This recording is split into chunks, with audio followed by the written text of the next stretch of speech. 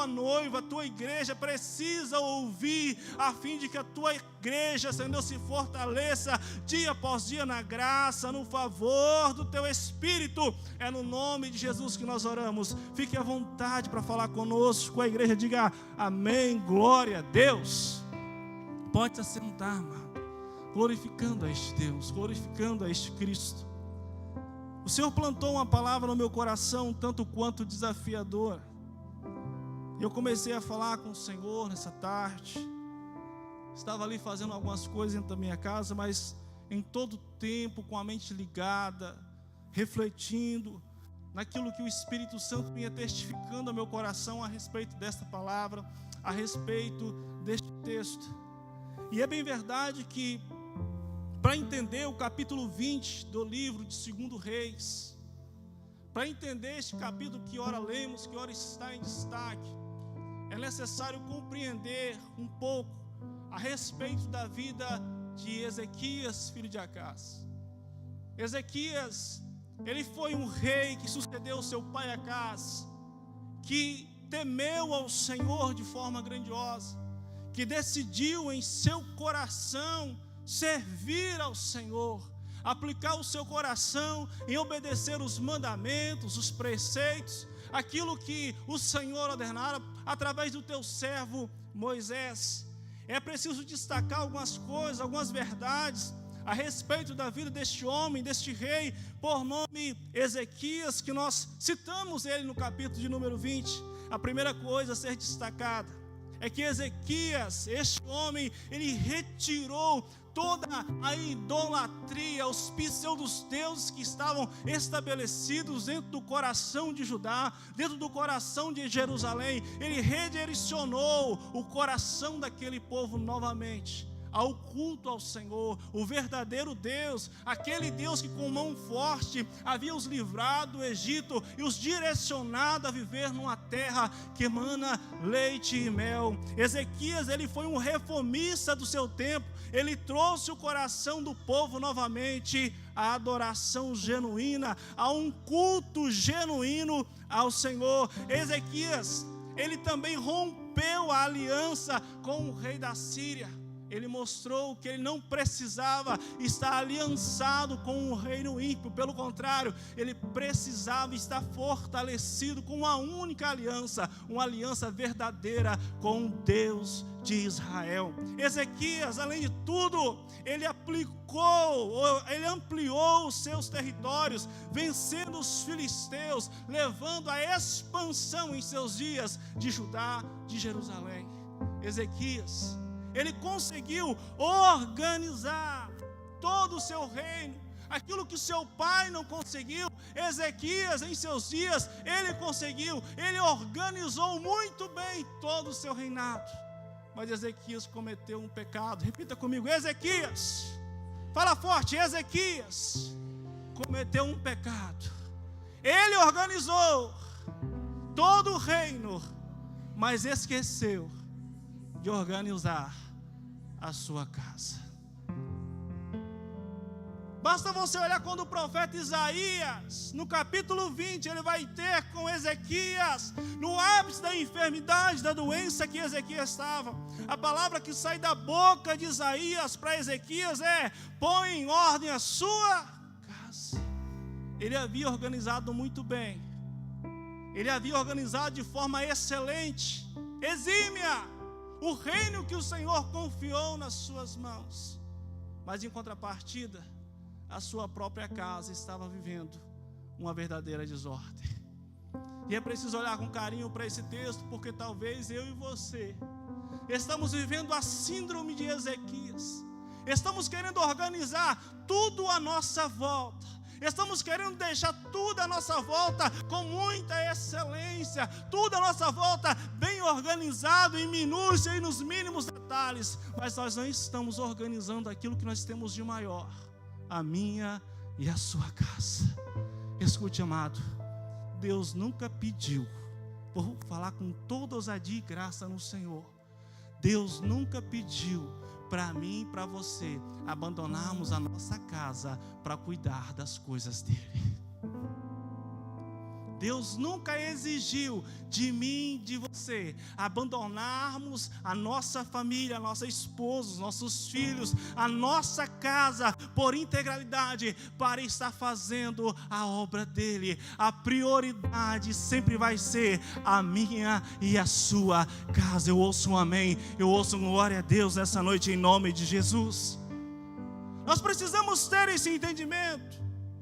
Deus não quer que saiamos organizando tudo que está à nossa volta, tudo que está diante dos nossos olhos, e se esquecer de colocar em ordem aquilo que é as primícias, a nossa casa. É bem verdade aquilo que Paulo, escrevendo na primeira carta a Timóteo, em seu capítulo 3, versículo 5, ele diz: aqueles que cuidar da obra do Senhor primeiro, que admoestem bem, que administrem bem a sua própria casa.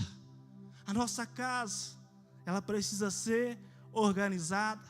A palavra pôr em ordem, usada pelo profeta Isaías, ao estabelecer a sentença sobre o rei Ezequias, no capítulo 20, versículo 1, é tetchavá, e essa palavra significa organizar suas coisas pessoais, colocar tudo em ordem que está fora de ordem. Deus estava prestes a fazer um grande milagre em Judá. Deus estava prestes a fazer um grande milagre na vida do rei Ezequias, mas o Senhor exigia que tudo estivesse em ordem.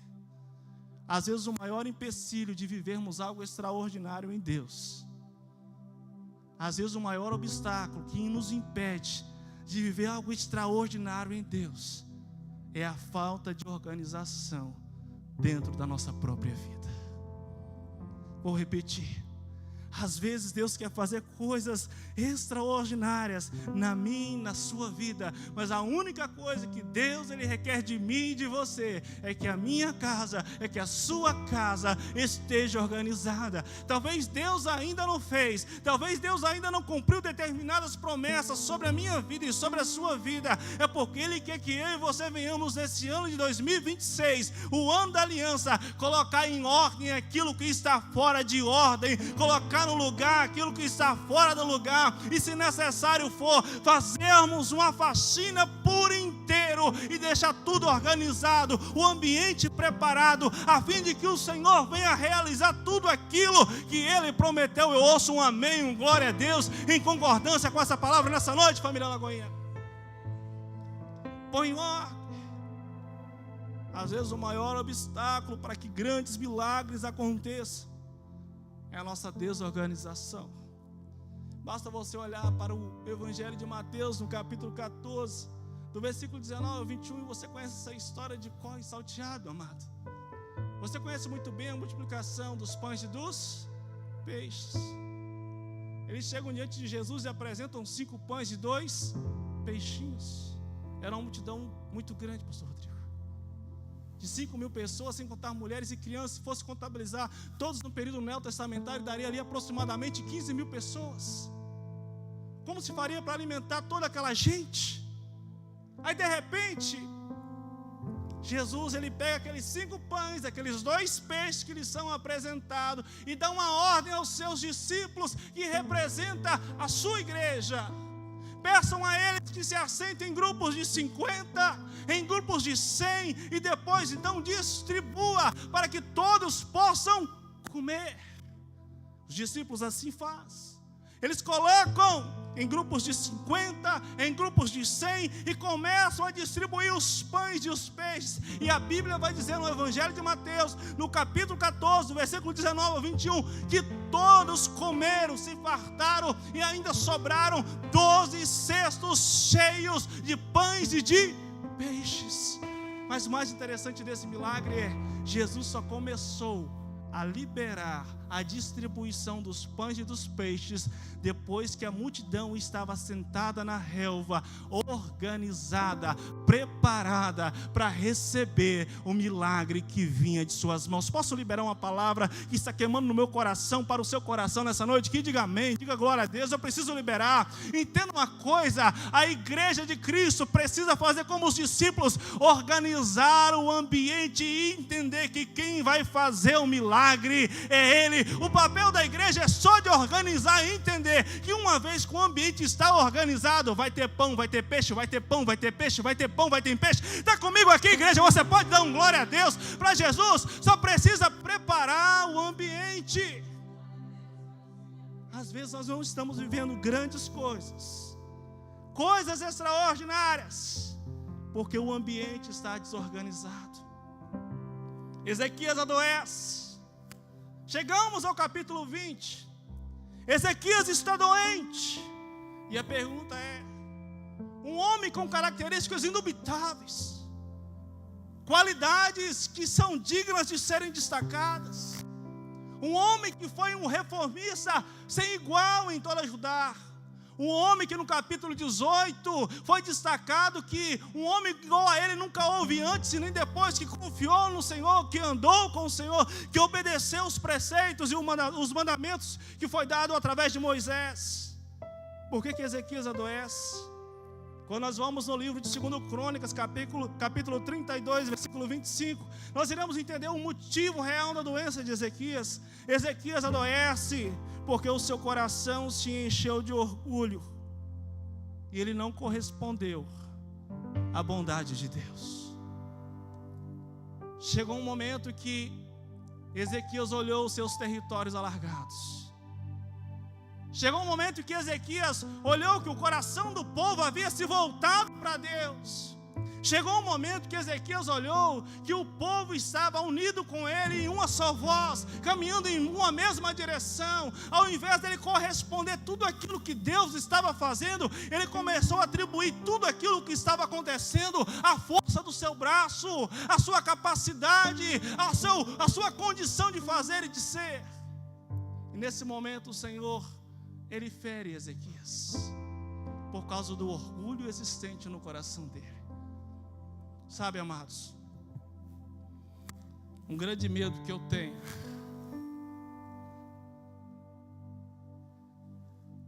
é de viver coisas grandes, e quando essas coisas grandes começarem a acontecer, o meu coração, ao invés de glorificar o Deus que está fazendo, começar a achar que eu que estou fazendo por minha própria capacidade. Meu maior medo, e creio que você também tem este medo no seu coração, e se não tem, por favor, comece a considerá-lo, é de querer viver coisas grandes em Deus. E a minha pergunta é: quando você começar a viver essas coisas grandes em Deus, a quem você vai atribuir a glória? A quem você vai atribuir o louvor? A quem você vai reconhecer tudo aquilo que está sendo feito? Eu não quero ser achado como Ezequias, com o coração tomado de orgulho.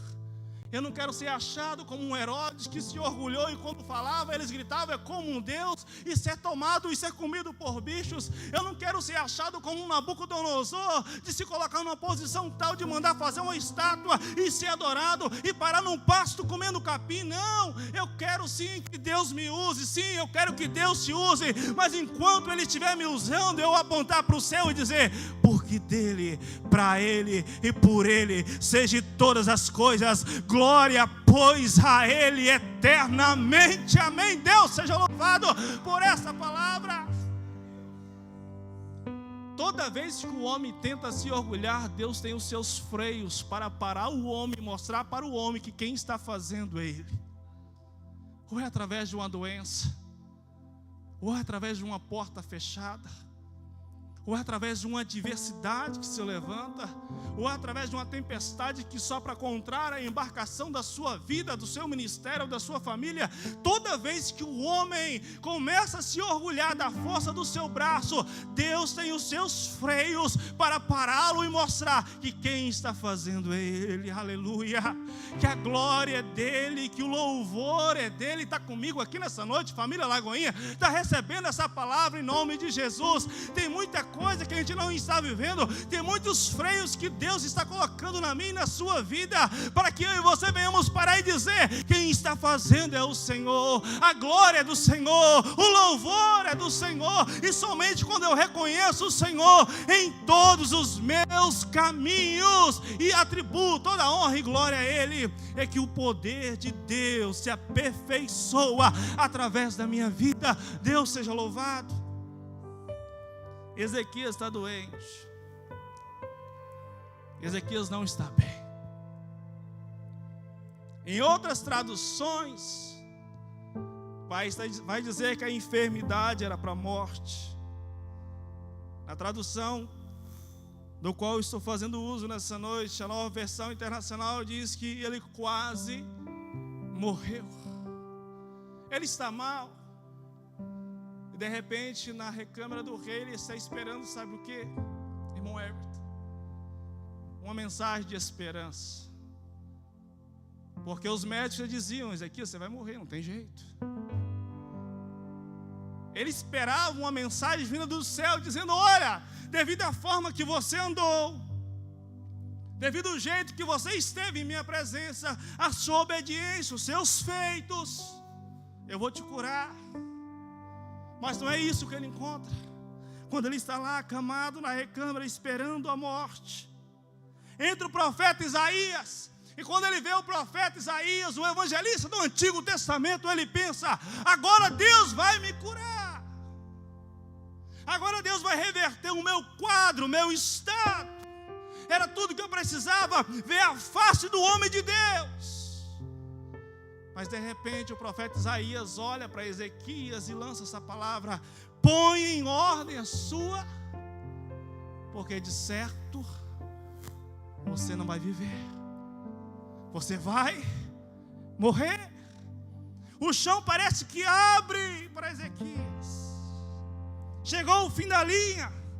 Quem poderia reverter o quadro, a situação, está dizendo que ele vai morrer. Agora note a atitude de Ezequias. Eu quero chamar a sua atenção para essa atitude. O versículo 2 diz que Ezequias virou o rosto para a parede. E ele orou ao Senhor, dizendo: lembra-te, Senhor, como eu tenho te servido com fidelidade, com devoção sincera. Tenho feito o que tu aprovas. Olha o que a Bíblia vai dizer, versículo 2: e Ezequias chorou amargamente, ou chorou muitíssimo. Aí o versículo 4 vai iniciar dizendo: antes de Isaías deixar o pátio intermediário, o pátio palaciano da casa do rei, a palavra do Senhor vem a ele dizendo: volte e diga a Ezequias, líder do meu povo, assim diz o Senhor, o Deus de Davi, o seu predecessor: ouvi as tuas orações e vi as tuas lágrimas. Eu quero falar sobre isso nessa noite. Um Deus que ouve as nossas orações e vê as nossas lágrimas. Repita comigo esse tema de forma pedagógica para você não esquecer. O Deus ouve as nossas orações e vê as nossas lágrimas. Eu peguei ainda um pedacinho, aqui não é saudosismo, de uma geração que trazia lenço para a igreja.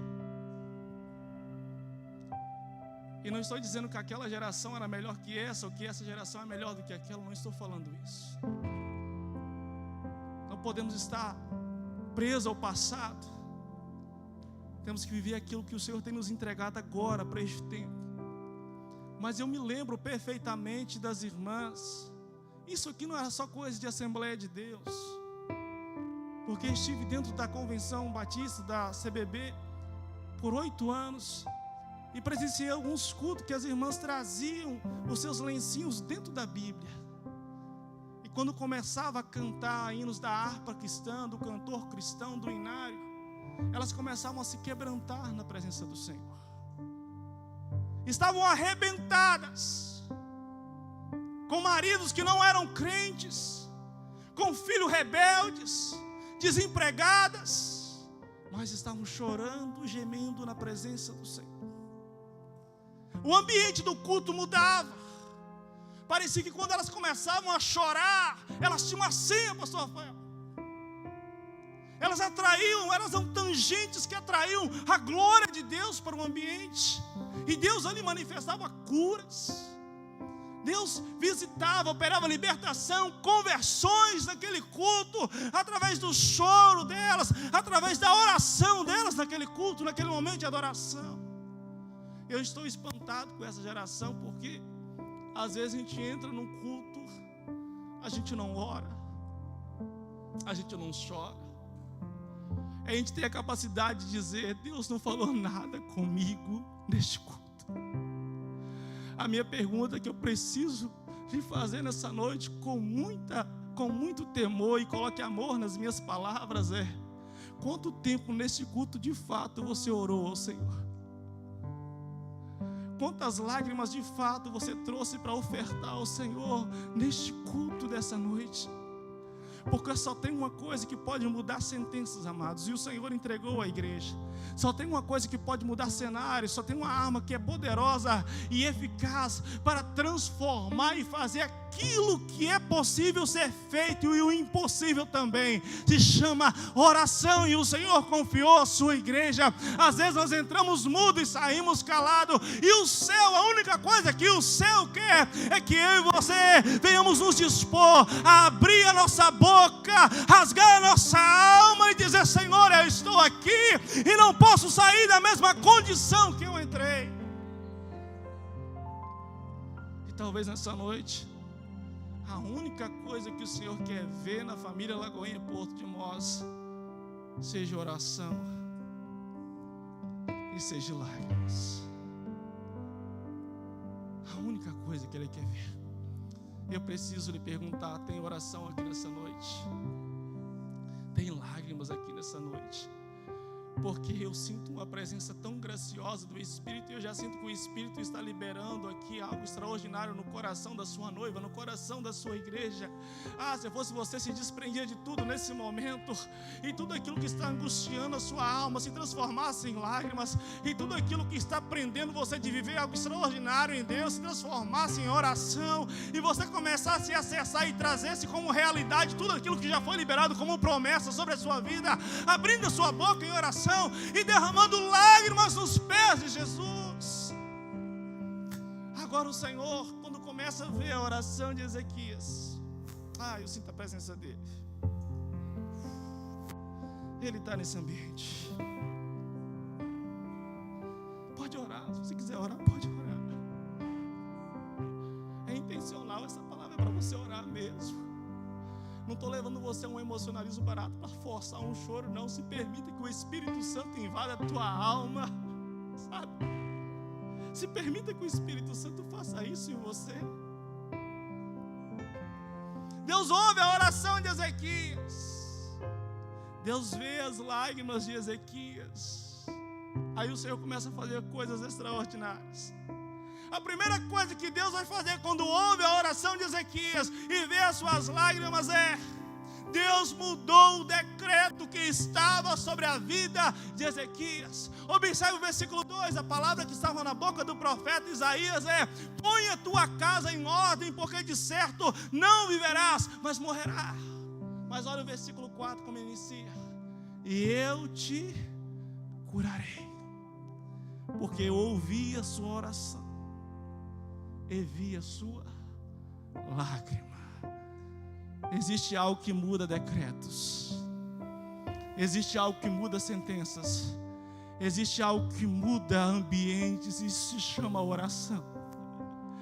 Deus mudou a sentença, o decreto de morte que estava sobre a vida de Ezequias, transformou aquele decreto de morte em decreto de vida, porque ele ouviu a oração da boca de Ezequias, ele viu as lágrimas nos olhos de Ezequias. A minha oração nessa noite é que Deus encontre oração em seus lábios. A minha oração nessa noite é que Deus encontre lágrimas em meus olhos, em seus olhos, a fim de que Ele mude sentenças que estão estabelecidas sobre a vida de familiares nossos, sobre a vida nossa, sobre o nosso ministério, sobre a nossa chamada, sabe? Deus é capaz de mudar sentenças, Deus é capaz de mudar decretos através da oração. Olha o que está acontecendo em Atos 12, 5, do versículo 5 ao versículo número 10. Pedro está preso, você sabe muito bem da história, Tiago é morto. Pedro seria morto no dia seguinte porque Herodes estava fazendo uma política suja, usando a igreja para ser favorecido diante dos judeus. Mas no versículo 5, vão comigo lá, Atos 12, por favor, Atos 12, versículo 5, rapidinho, Atos 12, versículo 5, estou sentindo a presença dele aqui, porque já sinto que ele está mudando decreto de pessoas aqui, meu Deus, estou sentindo o Espírito Santo liberando sobre a vida de pessoas que entrou aqui com situações indizíveis, situações insolúveis, melhor dizendo, diante dos homens, e Deus está dizendo assim: eu estou ouvindo a sua oração, eu estou ouvindo a sua lágrima. É hoje que eu mudo o decreto que está sobre a sua vida, é hoje que eu mudo o decreto que está sobre a sua casa, sobre a vida dos seus filhos, sobre a vida do seu marido, é hoje que eu mudo o decreto sobre a sua vida. Atos capítulo 12, versículo de número 5, quem achou diz amém, glória a Deus. Atos 12, 5, lá vai estar escrito da seguinte forma, vamos lá, Atos 12, versículo de número 5, Pedro então ficou detido na prisão, mas olha a atitude da igreja, mas a igreja orava incessantemente. Olha o que acontece. Na noite anterior, o dia em que Herodes iria submetê-lo ao julgamento, Pedro estava dormindo entre dois soldados presos, com duas algemas. Sentinelas montavam guarda na entrada do cárcere. Repentinamente apareceu um anjo do... Pedro estava preso, presta atenção, olha para mim, olha só. Pedro estava preso. Algemas numa mão, algemas na mão de um soldado dormindo dele, algemas nessa mão do outro soldado do lado dele. Tinha 3 portões de ferro. Montaram-se 3 guardas, cada guarda tinha 4 soldados, então tinha cerca de 18 soldados para vigiar um. O decreto era dado por Herodes: Pedro iria fazer o quê? Ser morto, iria morrer. Mas a igreja estava fazendo o quê? Incessantemente. A igreja está orando incessantemente. Me ajuda a pregar. A igreja estava orando. De repente, naquela noite, não sei a hora, Deus olha do céu e vê a igreja no cenáculo de João Marcos orando. Deus olha que Pedro seria morto no outro dia, então ele resolve mudar o decreto.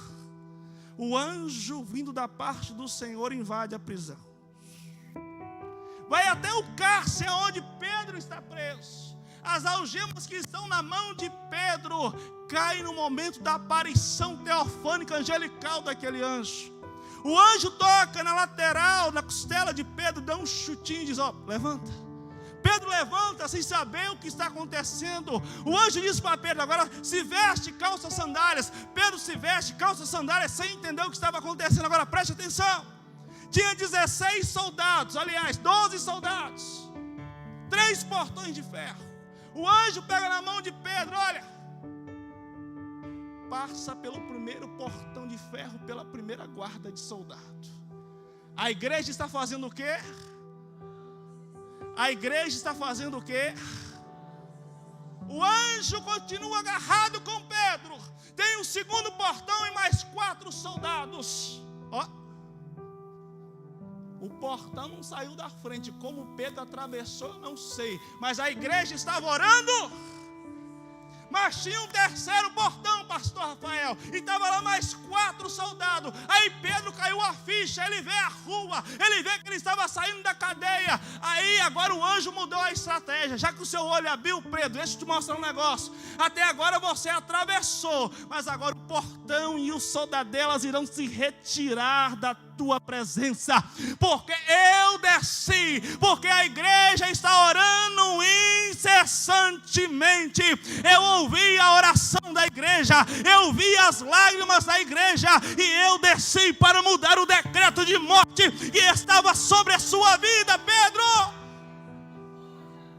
Eu preciso liberar essa palavra sobre a sua vida. Levanta a tua mão direita. Estou sentindo a graça, estou sentindo o favor dele. Eu estou ouvindo o barulho de oração aqui no mundo espiritual. Eu estou ouvindo o céu liberando algo extraordinário sobre a família Lagoinha Porto de Mós. E a palavra do Senhor nessa noite é: eu achei oração nos teus lábios, eu estou vendo lágrimas nos teus olhos, eu estou mudando o decreto, eu estou abrindo cadeias, eu estou abrindo porta, eu estou fechando sepultura. Eu estou ouvindo a oração que está sendo saída dos teus lábios essa noite. Deus seja louvado. Deus, Ele muda decretos.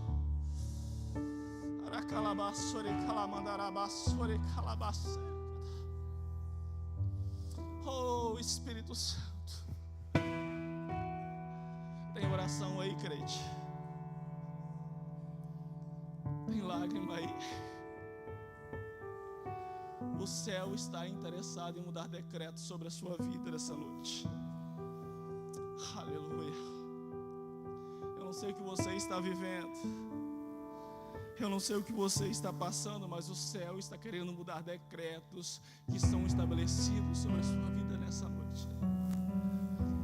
Ele está ouvindo a sua oração, Ele está vendo as suas lágrimas.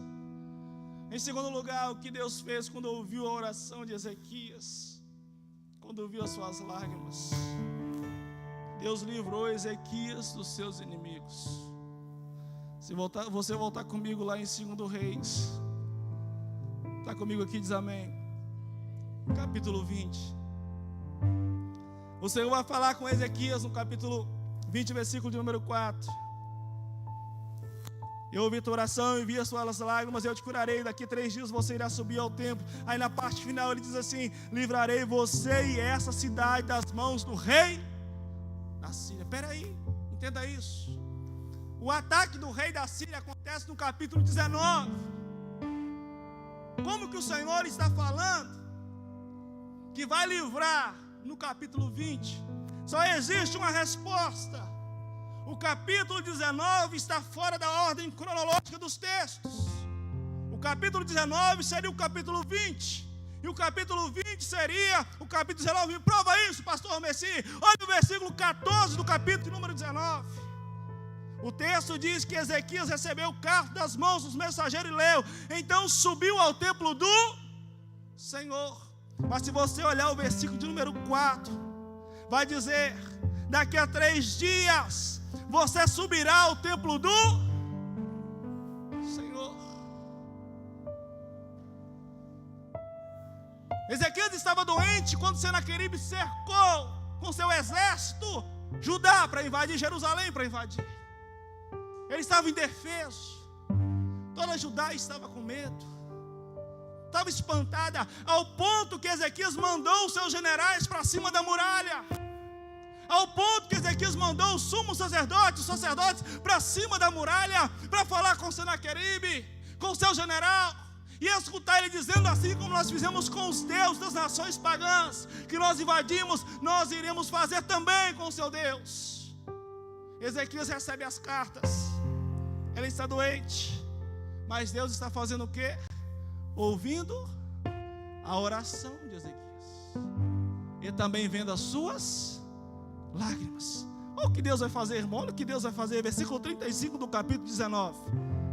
Naquela noite, o anjo do Senhor saiu e matou 185.000 homens no acampamento assírio. Sabe o que é isso? Deus, quando Ele ouve a minha oração e vê as suas lágrimas, quem peleja as nossas guerras, quem luta as nossas batalhas, quem peleja por mim e por você, não é a força do meu braço, não é a força do seu braço, mas é o Senhor dos exércitos. Está comigo aqui na igreja? Mas é o Senhor dos exércitos, mas é o Senhor dos exércitos. É Ele quem peleja a minha batalha, é Ele que peleja a sua batalha, é Ele que peleja as suas guerras, é Ele que peleja as nossas guerras. Basta Ele ouvir a minha oração, basta Ele ouvir a sua oração, basta Ele ver as minhas lágrimas e as suas lágrimas. Eu não posso cansar de perguntar aqui nessa noite: tem oração na família Lagoinha Portimós? Tem lágrima aqui nessa noite? Porque o Senhor está dizendo: sou eu que pelejo as suas guerras. Deus seja louvado. Ele que peleja, amado. Apenas ore, apenas chore, apenas se coloque na presença do Senhor e diga: Senhor, eu não tenho, eu não posso, eu não consigo, mas o Senhor pode fazer, o Senhor é capaz de fazer. Sabe qual é a terceira coisa que Deus fez na vida de Ezequias quando ouviu a sua oração e viu as suas lágrimas? Deus foi capaz de parar, aliás, retroceder o tempo. É sério, pastor. Ele recebe aquela palavra, que ele seria curado, que ele subiria no templo depois de 3 dias. Aí ele falou assim: olha, não estou duvidando não. Versículo 8 vai dizer para Isaías: me dá um sinal que isso vai se suceder na minha vida. Qual é o sinal? Como isso vai acontecer? Aí Isaías resolve fazer, ou colocar uma situação para ele no versículo 9. O sinal que o Senhor vai cumprir, o que prometeu é este: você prefere que a sombra avance ou recue 10 degraus da escadaria? Aí Ezequias pensou: avançar é fácil, adiantar o relógio. Só para você entender, amado, o relógio de Acaz era um relógio de sol que ele havia construído no seu período de rei, que ele tinha 6 escadas de cada lado.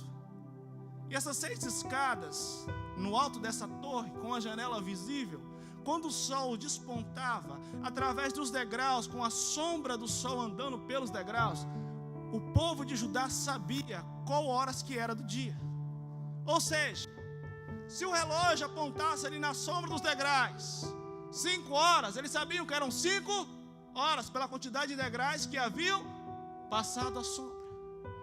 Ezequias, quando ele pede o sinal, Isaías propõe o sinal, se ele queria que a sombra avançasse ou retrocedesse, eu e você que somos crentes inteligentes, sabemos que o sol, ele não gira em torno da terra, é a terra que gira em torno em um movimento de translação e rotação, é a terra em volta de si mesmo, translação, 365 dias em volta Ele olhou, ele não sabia dessa ciência que eu e você temos conhecimentos hoje, mas ele pensou: avançar as horas ou adiantar as horas é fácil. Eu quero ver, as horas voltarem. Eu quero ver, o relógio retroceder em seu marco. Aí o profeta Isaías resolve orar: já que você pediu para as horas retroceder, vou fazer o seguinte: quando Deus ouve a oração da sua igreja, do seu povo, quando Deus vê lágrimas nos olhos do seu povo, Ele é capaz de parar a terra na sua órbita e retroceder ela, só para mostrar que Ele é o Deus que promete e também é o Deus que cumpre, só para mostrar que Ele é aquele que prometeu e Ele é fiel para cumprir, só para mostrar que Ele não é homem para que minta, nem filho do homem para que prometa e não cumpra, só para mostrar que Ele é fiel naquilo que Ele determina em seus decretos eternos. Vou fazer a terra voltar no seu estado de rotação, vou atrasar a hora para mostrar que eu estou te curando, que eu estou fazendo, que eu estou operando e que eu sou o Senhor desta casa. Deus seja louvado por essa palavra. Você pode celebrar o Senhor aplaudindo Jesus aqui nessa noite, igreja. Aleluia.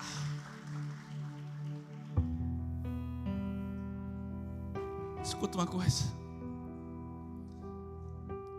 Deus nos confia uma arma poderosa, amado, e essa arma se chama oração. Até quando você vai ficar chorando pelos cantos calados, sem entender o poder dessa arma? Eu quero te encorajar nessa noite. Está queimando aqui no meu coração. Eu quero te encorajar nessa noite. Começa a orar como nunca você orou antes. Acorda pela madrugada, entre madrugada, enfim, orando, clamando. Deus vai fazer coisas extraordinárias na sua vida. Deus vai fazer coisas extraordinárias no coração da igreja. Basta a igreja orar, basta a igreja chorar. E se preciso for, Ele para a terra, irmão. Ele faz a rotação parar, só para ouvir a oração da sua igreja. Está entendendo essa palavra? Está comigo aqui nessa palavra? Está recebendo essa palavra em nome de Jesus, amado? O que é impossível para Deus fazer, amado, na minha e na sua vida? Se Ele foi capaz. Olha que interessante. A ciência fala, o pastor Messi que está falando, seja curioso, seja bereano para pesquisar depois. A ciência fala que existe 2 dias dentro da idade do planeta Terra que em algum momento o tempo parou. E a Bíblia me fala desses 2 dias. Um dia Josué disse, sem ter entendimento: detenha-te, sol, para pelejar. E o sol se deteve. Ele não entendeu que foi a terra que parou, só para ele pelejar e conquistar aquela batalha e o nome do Senhor ser glorificado. Aleluia, aleluia. O segundo dia está aqui.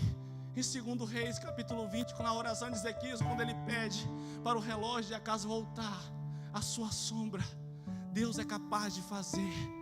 A minha pergunta é se você é capaz de crer. Aleluia, Deus é capaz de fazer. A minha pergunta nessa noite, se você é capaz de crer no extraordinário de Deus, Ele só precisa encontrar lágrimas nos meus olhos e oração em seus lábios para encerrar. Última coisa que Deus fez dentro daquilo que o Senhor colocou no meu coração, quando ouviu a oração de Ezequias e viu as suas lágrimas. Você pode colocar de pé em nome de Jesus, eu quero orar com você. Deus, Ele usou o natural para operar o sobrenatural.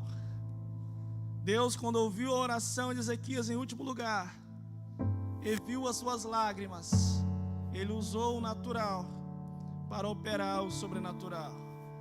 Então disse Isaías: preparem um emplastro ou uma pasta de figos. E eles fizeram e aplicaram na úlcera, e ele se recuperou. Sabe quantas vezes os médicos daquela época usaram isso daqui sobre a vida de Ezequias? N vezes, amado. Porque a pasta de figos, ela tinha condições ou propriedades curativas, e na medicina veterotestamentária era muito utilizado. Úlceras aqui eram feridas que estavam expostas por todo o corpo do rei Ezequias. Os médicos daquela época já tinham essa ciência. Eles já tinham utilizado desse meio medicinal, natural, e não tiveram sorte quando usaram,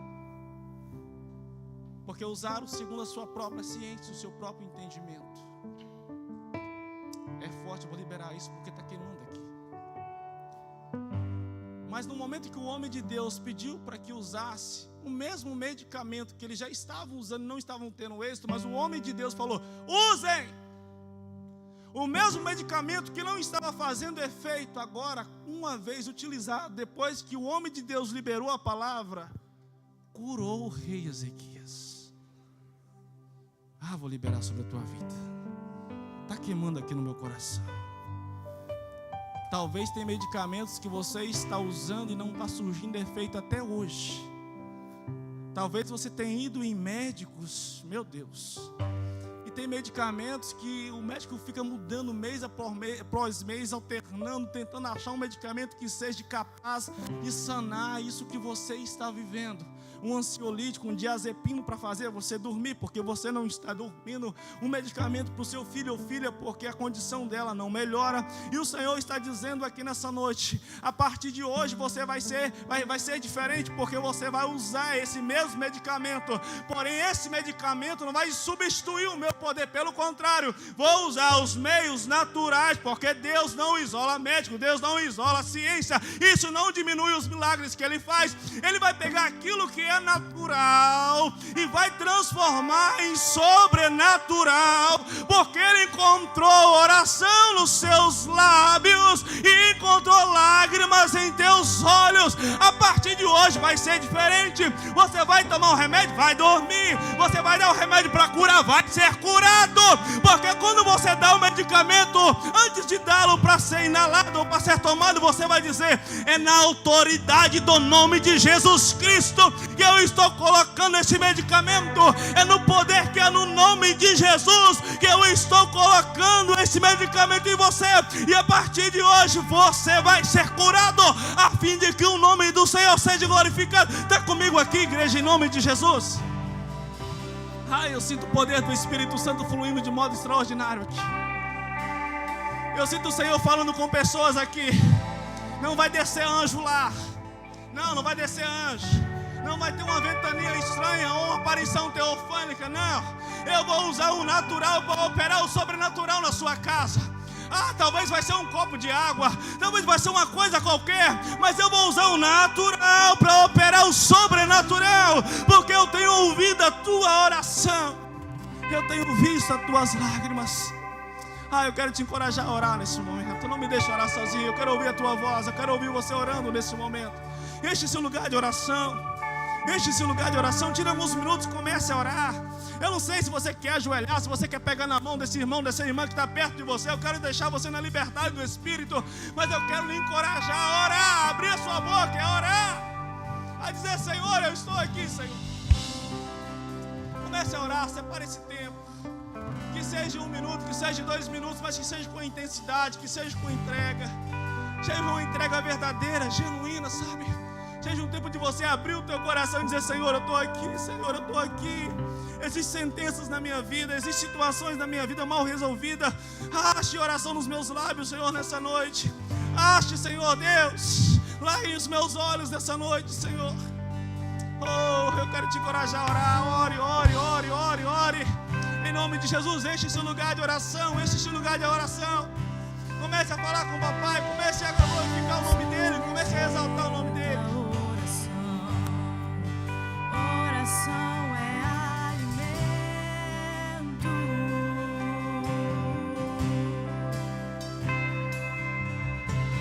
Nunca vi um justo sem resposta ou ficar no sofrimento. Quero te encorajar a orar, quero te encorajar a orar. Ore, ore, homem de Deus, ore, mulher de Deus. O céu está destravando algo lindo sobre a tua vida aqui nessa noite. Existe uma palavra de encorajamento para você orar, para você voltar a chorar aos pés do Senhor. Orar não é perca de tempo, orar é investimento. Comece a orar mais, comece a orar mais. Quando Ele estende as suas mãos, é a hora de vencer. Então louve, simplesmente louve. Vamos lá, igreja, comece a orar nessa noite. Tá chorando, louve. Precisando, aleluia. Tá sofrendo, louve. Não importa, louve. Meu Deus. Seu louvor invade o Clame, clame, clame ao Senhor. Ele vai na frente. E Deus vai na frente, abrindo e quebrando as correntes. tirando os espinhos. Ordena os anjos pra contigo lutar. Ele abre as portas, meu Deus. E Ele trabalha pra quem nele confia. Caminha contigo de noite ou de dia. Erga as suas mãos, Sua bênção chegou comece a cantar. com muito louvor,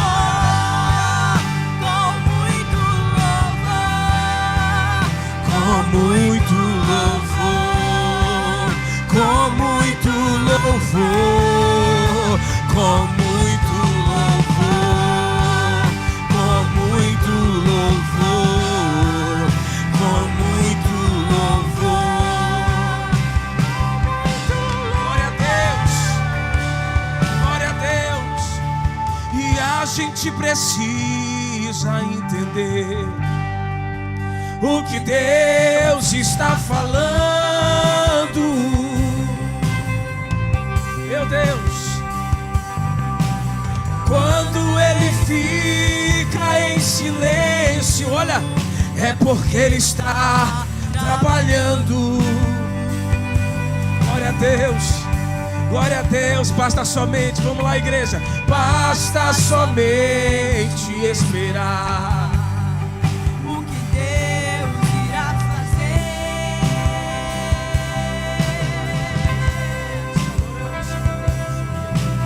Quando Ele estende as suas mãos, Chegou a hora, é a hora. chegou a hora. Então prate nessa noite. Então louve, Simplesmente louve. meu Deus. Tá chorando, louve. Precisando, louve. Tá sofrendo, Tá sofrendo, louve. não importa o que você esteja passando. O teu louvor invade o céu nessa noite. Se você puder, segura na mão dessa pessoa e cante isso pra ela. E Deus vai na frente. Canta isso pra ela. Declara sobre essa vida, sobre essa família, sobre essa casa. Declara isso com autoridade em nome de Jesus. Ele trabalha e Ele trabalha pra quem nele confia. Caminha contigo de noite ou de dia. Erga suas mãos. Comece a cantar. Com muito louvor. Aleluia. Com muito Com louvor. muito louvor.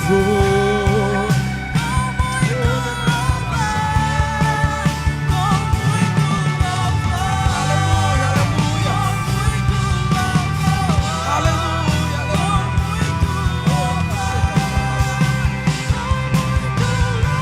glória a Deus. Glória a Deus. Um Deus que para o tempo. Um Deus que retrocede o tempo. O Deus que opera aquilo que é impossível na ótica humana. Um Deus que faz aquilo que o homem não pode fazer. A palavra do Senhor diz: aquilo que é impossível para o homem é possível para o Senhor. Sabe, irmãos, nós precisamos entender literalmente que há poder na oração. Precisamos entender que há uma necessidade. A Bíblia fala, Romanos capítulo 18, capítulo 8, verso de número 18 e 19: as aflições desse século não se compararão com a glória que em nós há de ser revelada. E a terra, ela espera, ela tem uma expectativa pela manifestação dos filhos. E como é que os filhos se manifestam nessa terra? Orando.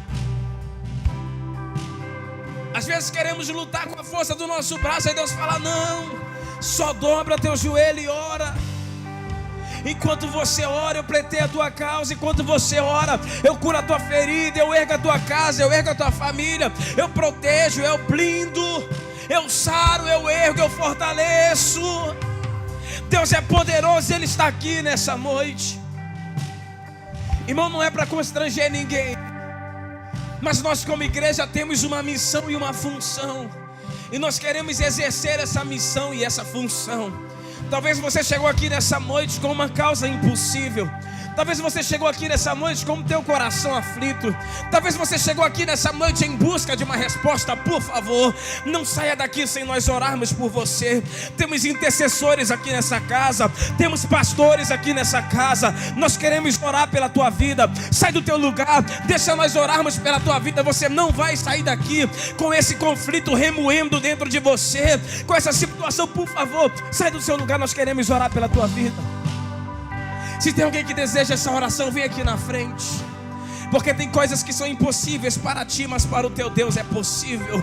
E eu quero me unir com a tua fé. Eu quero orar contigo nesse momento. Eu quero orar pela tua casa. Eu quero orar pela tua família. Eu quero orar pelas tuas decisões. Talvez você chegou aqui totalmente indeciso. Ai, eu não sei o que fazer, não sei por onde começar, não sei que palavra usar, não sei aonde colocar currículo. Eu não sei, eu estou indeciso. Eu não sei se Deus está comigo nesse negócio ou se Ele não está. Essa é a noite. Essa é a noite. Se você precisa de uma oração, sai do teu lugar em nome de Jesus. Aleluia, aleluia. Então está todo mundo bem, glória a Deus. Oh meu Deus. Aleluia. Obrigado, Jesus. Também eu não posso deixar de fazer essa pergunta. Se tem alguém aqui que quer reconciliar com o Senhor, se tem alguém aqui que quer aceitar o Senhor como seu único e suficiente Salvador, se o Espírito Santo falou contigo nessa palavra, se o Espírito Santo trouxe algo ao teu coração, aleluia, amém. Nós vamos orar. Meu Deus, meu Deus, obrigado, Jesus, por essa noite. Obrigado, Pai, por esse momento tão precioso que o Senhor nos concede. A minha oração, Senhor, a oração da tua igreja nesse momento é que essa palavra seja realidade em nossas vidas. É que possamos cada vez mais experimentar do poder que há na oração. Tua palavra diz que a oração de um justo, ela pode muito em seus efeitos. E eu quero me unir agora com esse hero, com esse homem que está neste exato momento no relógio da oração. Eu quero me unir com ele nesse momento e começar a clamar e a interceder. Pai, porque nós sabemos e entendemos que há poder na oração de um justo. E nesse momento há uma igreja justificada pelo teu sangue clamando, se unindo com esse homem que o Senhor separou para este horário. Ah, Deus, obrigado porque o Senhor tem estabelecido um relógio de oração aqui nesse lugar. Obrigado porque a tua igreja 24 horas tem orado, tem clamado, teu nome tem sido engrandecido. Ah, Deus, nós temos te consultado em todo o nosso proceder. E nós pedimos a ti em nome de Jesus, que em nosso coração haja temor, que em nosso coração haja cada vez mais zelo, e que nós possamos, Pai, agir em todos os momentos, não em conformidade com a nossa mente, não em conformidade com aquilo que achamos, não em conformidade com aquilo que nós fomos instruídos humanamente falando, mas que todos os nossos caminhos, todas as nossas decisões, tudo aquilo que formos fazer, Pai, sejam exatamente direcionadas a partir da oração, seja cada vez mais orientadas por Ti. Portanto, eu te peço, guia-nos nesta semana. Guia-nos em tudo que formos fazer, Pai, em nome de Jesus. Obrigado pela Tua palavra, nós te agradecemos e nós te louvamos, nós te bendizemos em nome de Jesus. A igreja diz, olhe para essa pessoa e diga: essa palavra vai ser real na tua vida, meu querido irmão, em nome de Jesus. Diga isso para ela, diga. Amém. Glória a Deus, abraça essa pessoa. Antes de fazer a oração final, eu estava dirigindo e vendo o início da tua mensagem. Foram 4 horas de estrada. E graças a Deus, né, a Raqueline falou assim: vamos para o culto. Eu bora para o culto. Aleluia. Vamos para o culto. E que resposta de Deus eu recebi aqui. Deixa eu dizer uma coisa para você, querido. Antes de nós fazermos a oração final, dobra o propósito, dobra o horário. Deus está queimando algo muito forte no meu coração. Eu sei que tem pessoas aqui que talvez não conheçam o poder que há numa oração. E às vezes quando você ouve falar de oração, você: nossa, eu não consigo orar nem 30 minutos. Às vezes o que você precisa é de 3 segundos. Quem está comigo, diga amém. 3 segundos. Nada começa grande. E antes de eu fazer essa oração final, quero fazer um apelo para você em nome de Jesus. Todos os dias, irmão, todos os dias, ore ao Senhor. Pastor, 3 segundos. Comece em 3. Quando você menos esperar, você vai estar 3 horas aos pés dele. Tudo começa pequeno. Tem coisas que são mínimas que nós precisamos fazer. Às vezes nós erramos porque nós deixamos de fazer aquilo que é mínimo. Então estabelece 3 segundos. Pastor, nunca orei 3 segundos. Pai, obrigado. Eu te louvo, eu te exalto por esse dia em nome de Jesus. Amém. Haverá sentimentos que serão gerados do Espírito Santo no teu coração. E no outro dia não vai ser só: Pai, obrigado por este dia. Abençoa meu dia no nome de Jesus. Amém. Vai vir mais propósito. Você vai começar a entender o que se passa dentro de você, como foi a palavra da manhã. Os olhos são a candeia do corpo. Eu vi tudo, meu Deus. Então comece, irmão, em nome de Jesus. Não negligencie, não olhe, não queira fazer algo grande. Não queira ler a Bíblia toda em um dia. Leia um versículo amanhã. Quem vai fazer isso? Diga amém. Um versículo. 3 segundos de oração, começa pequeno. Por que você está falando isso, pastor? Porque Deus vinha falando no meu coração que pessoas viverão experiências extraordinárias. Mas começa com o mínimo. Um versículo. Nem que seja o Salmo 23. O Senhor é meu pastor, nada me faltará. Acabou. Amanhã lê o segundo. Começa pequeno. Mas por favor, faça isso todo dia. Todo dia. Primeiro é todo dia. Depois é a cada hora. Até chegar o momento que tu não vai conseguir ficar 1 minuto sequer sem falar com Ele. Você vai dar um passo e vai dizer: obrigado, Senhor. Ei, porque essas forças que estão nessa perna para dar esse passo é o Senhor que... Pai, obrigado, Jesus, porque eu puxei esse ar e eu sei que esse ar vem de Ti.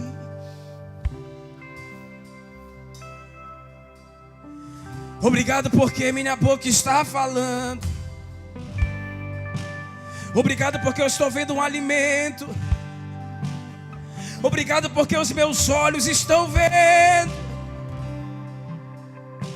Você vai falar com Ele em todo momento da tua vida, querido, e você não vai ficar um minuto sem dizer: oh Deus,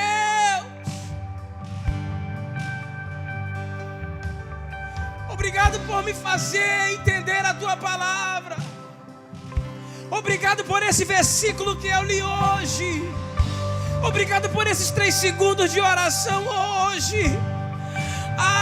Sabe o que Ezequias fez? Ele virou e falou assim: lembra-te, Senhor, porque todo dia eu estava na Tua presença.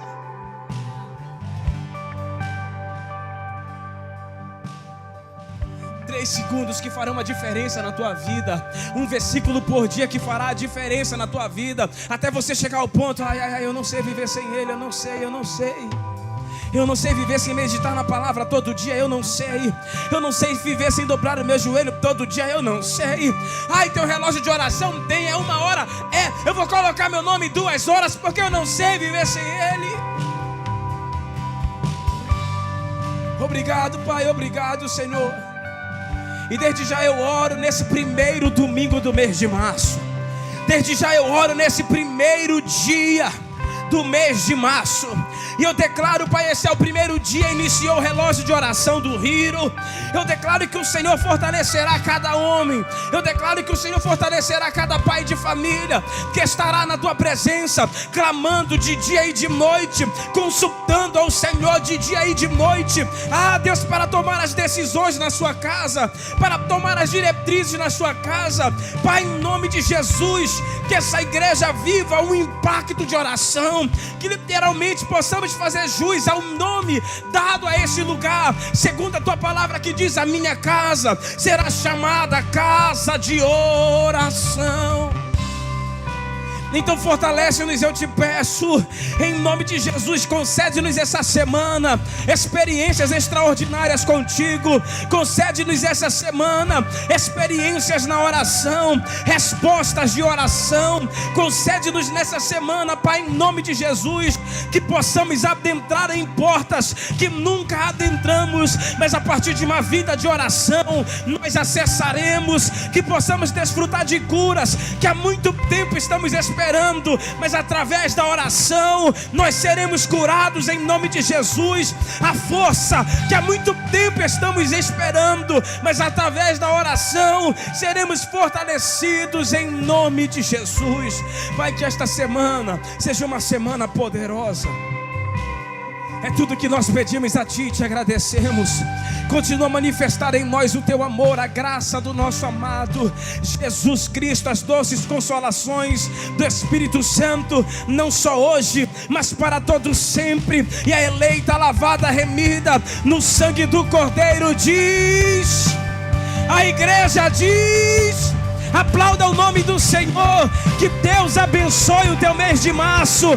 Deus abençoe essa primeira semana de março, em nome de Jesus. Vai em paz, glória a Deus. Abraça essa pessoa, abençoa a vida dela. Meu Deus, e Deus vai na frente. Ele vai.